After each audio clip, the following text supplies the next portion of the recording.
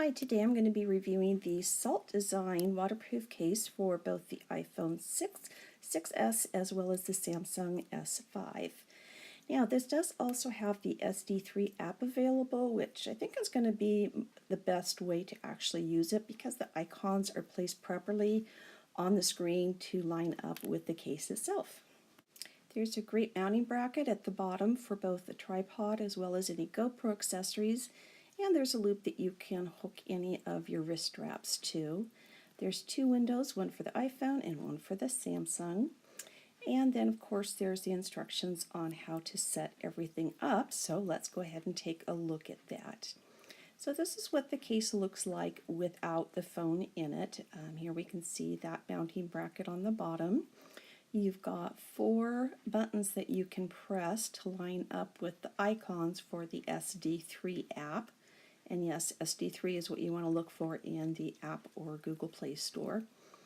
And then you've got your hinge at one end and then the open and close lock at the other end, which I'm going to show you how to open and close it because it's a little tough.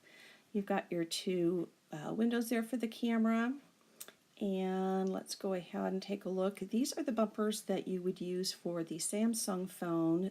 I have an iPhone 6, so I already have those bumpers in, and they give you a spare gasket there, as well as these little black buttons which you're going to put on the underside when we open up the case. So speaking of opening up the case, this is a tough thing to open up. So you see it tells you to press to the left to open it.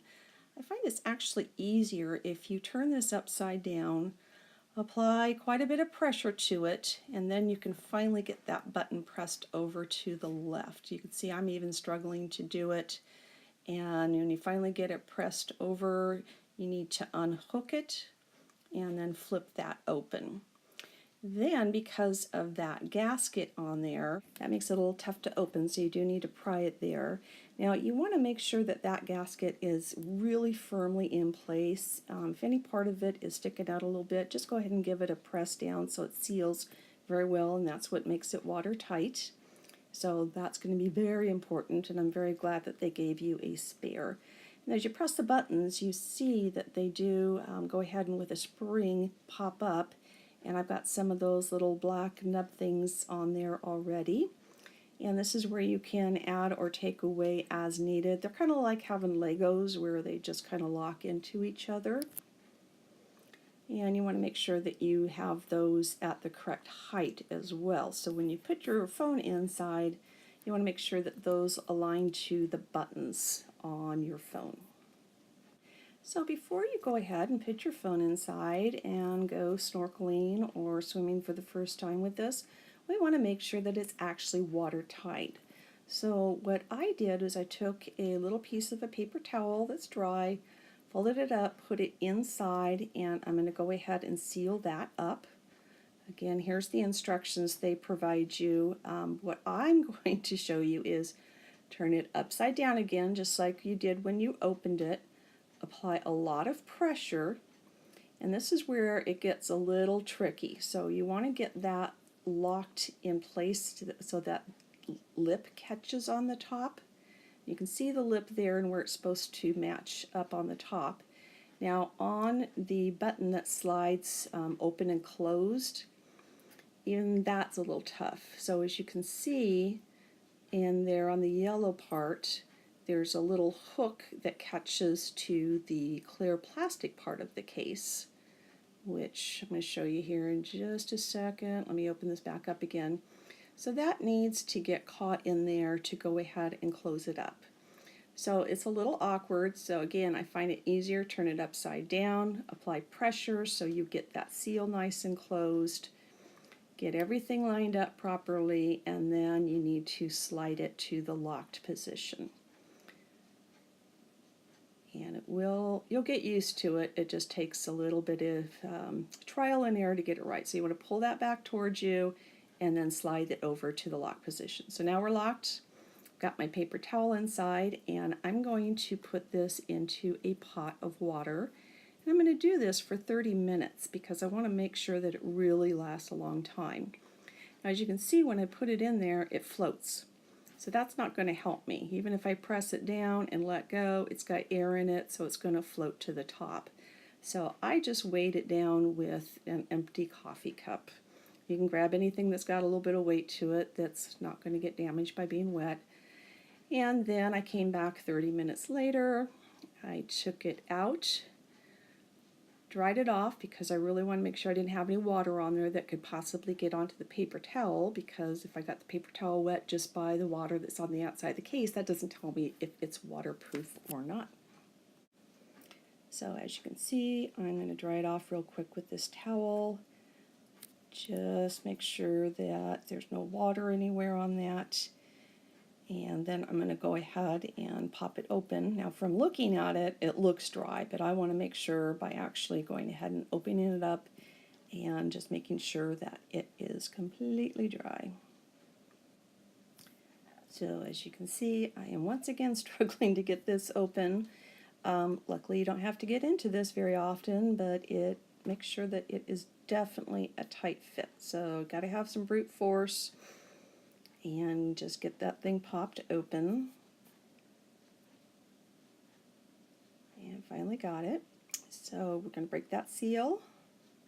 And look, my paper towel is completely dry, so that is a very good sign. That means it is now totally waterproof and I am safe to move on and place my phone inside.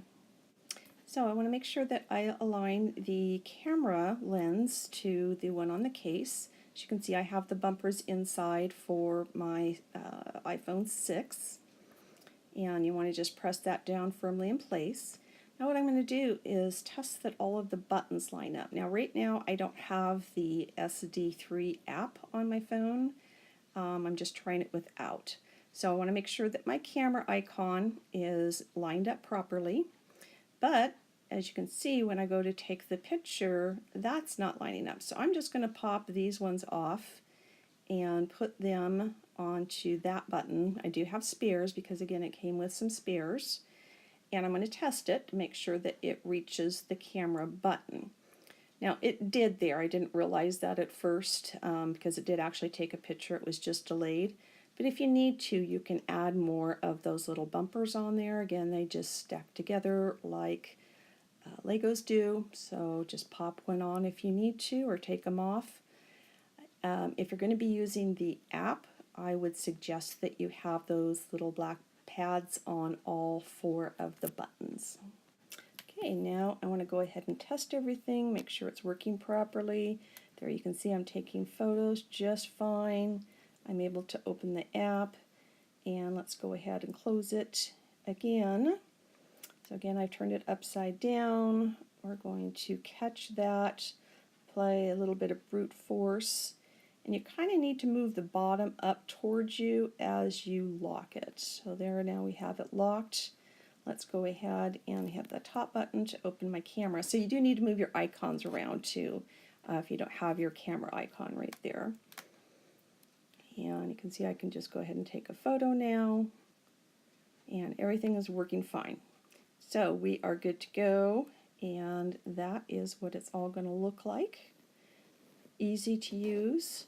It does weigh a little bit over a pound when you have your phone inside, so it does have a little bit of weight to it. I would strongly suggest getting some sort of a wrist strap, or preferably even a flotation wrist strap on there. You do not want to lose this while you're snorkeling or anything like that, and going for depth that you might not be able to retrieve it. This is very stylish, very easy to use, and I'm very pleased with how durable and thick that plastic is on there too.